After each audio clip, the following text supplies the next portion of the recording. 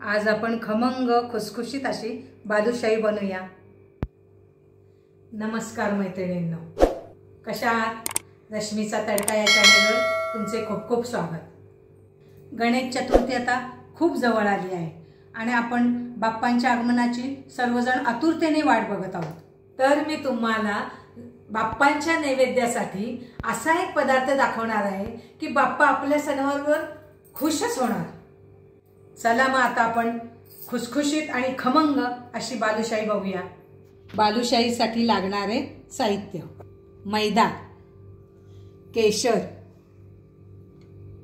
पिस्ते, वेलदोडे, तूप, साखर, baking powder आणि मीठ।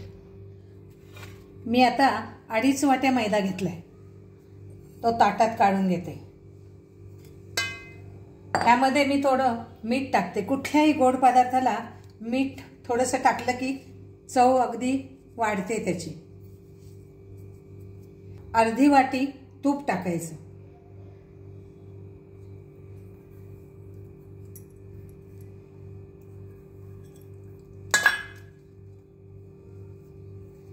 आणि हे पूर्णपणे मिसळून घ्यायचं।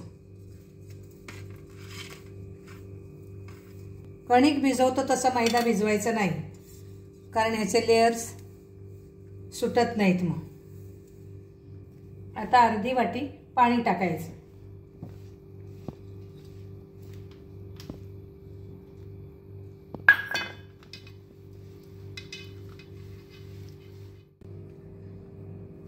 अशा प्रकारे माझा मैदा भिजवून झाला आणि जास्त दाबून भिजवायचं नाही, पोकळ भिजवायचं।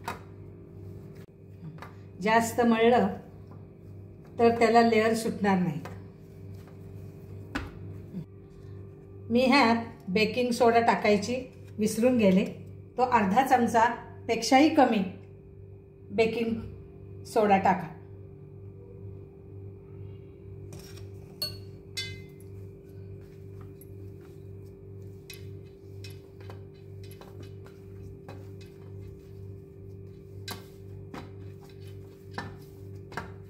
आपण आता भिजवलेला मैदा एक 10 मिनिटं असाच ठेवू। आपण मैदा भिजतोय तर आपण आता पाक करून घेऊ। 2.5 वाट्या मैदा घेतला होता, त्यामुळं 2 वाट्या साखर घ्यायची। जास्त गोड वाटलं तर तुम्ही 2.5 वाट्या घेऊ शकता।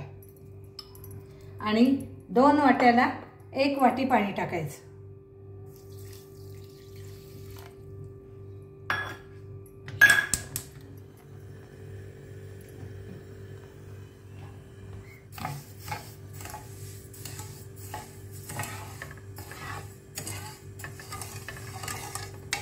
पाक असा आपण एकतारी पाक करायचा।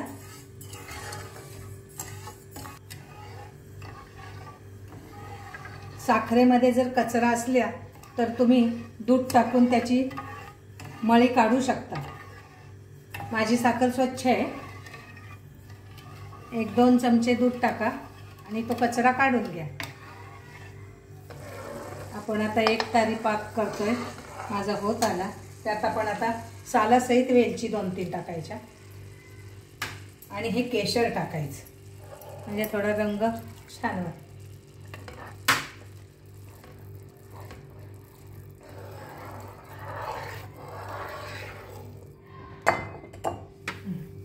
आता आपला पाक तयार झाला। आता आपण बालुशाही तयार करून घेऊ। हे जास्त हे बघा असे लेयर सुटतात, असं करायचं।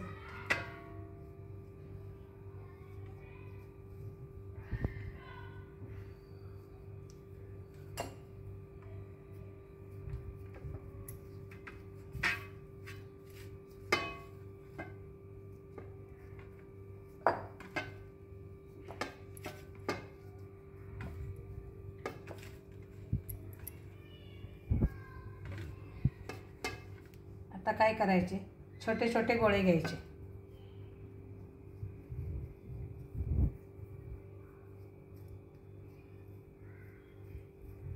आणि असं त्याला हे करायचं, होल पाडायचं, म्हणजे आतमध्ये पाक चांगला शिरतो.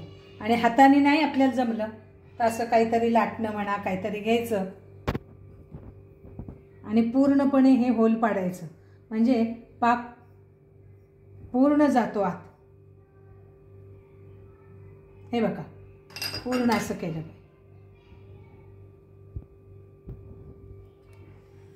अशा प्रकारे आपली बालुशाही तयार झाली. आता आपण तळून घेऊ. बालुशाही तळताना गॅस नेहमी बारीक करायचा आणि चेक करायचं किती तेल गरम झाले. धूर येईल असं बघायचं नाही. खाली टाकलेला गोळा वर आला पाहिजे तळताना. अजून झालं नाही तेल, वर आलं की ते टाकायचं, जास्त तापवायचं नाही, नाहीतर ती आतून कच्ची राहती आणि वरूनच लाल होती. आता झाले. आता आपण टाकू शकतो.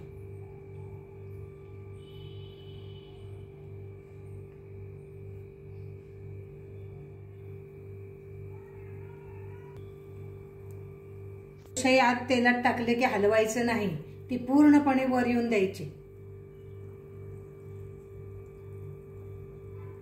बघा आता हळूहळू कशी ती फुगत चालली. बघा अशी फुलून आली. आपण आता ना झारा पण लावायचं नाही, थोडं तेल असं हलवायचं म्हणजे अजून फुलून येते चांगली.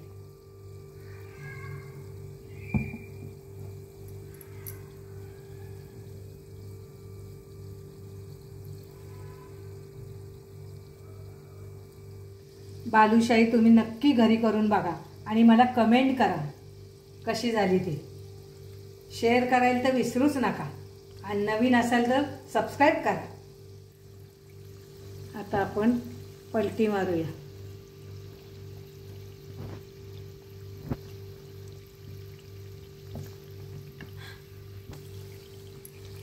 मैत्रिणींनो, आता बघा बालुशाहीचे पदर कसे सुटले.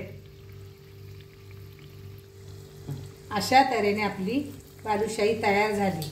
आता आपण चाळणीत काढून घेऊ. हे बघा कसे सुंदर लेयर सुटले, छान.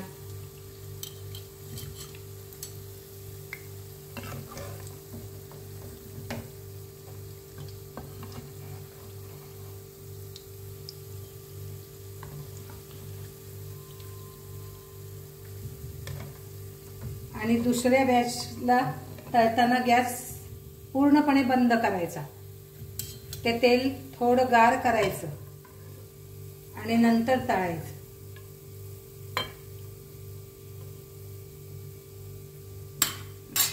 आता आपण पाकात टाकू.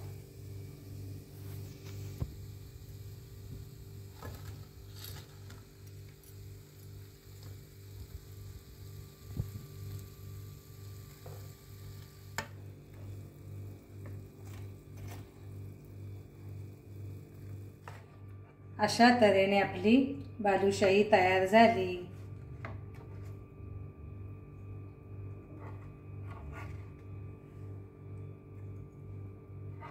कशी झाली ती मला कमेंट करून नक्की सांगा. तुम्ही घरी करून बघा.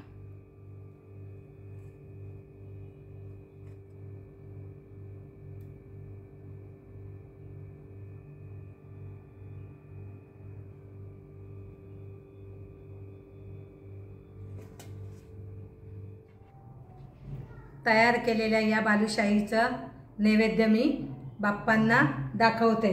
गणपती बाप्पा मोरया.